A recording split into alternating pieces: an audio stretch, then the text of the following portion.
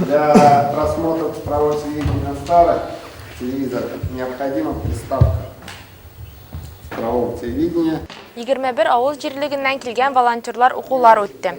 Алар цифрлы телевидениега күчкәндә махсус җиһаз урнаштырырга һәм киләргә өйрәнәләр. 4 сәгатьлек уку программасы федераль предприятие тарафыннан булдырылган. Уку кысасында волонтерлар теоретик һәм практик белем алачаклар. Наши волонтеры будут помогать всем, кто будет обращаться к нам в исполком, непосредственно к волонтерам. Эти волонтеры будут работать на территории сельских поселений, будут оказывать помощь также пенсионерам, любому человеку, кто обратится. Курслардан соң волонтерларга махсус таныклык тапшырачаклар. Бу таныклык кешеләргә җиһаз урнаштырырга ярдәм итү хукукын бирә.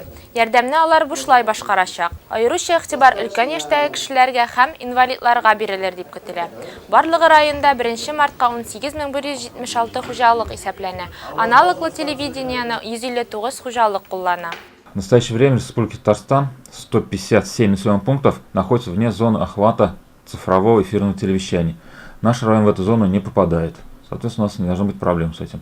3 июньнән республикада налоглы телевидение бетереләчәк. Цифрлы эфир телевидениега күчү челтәрле, IP һәм спутник телевидение кулланучыларга кагылмаячак.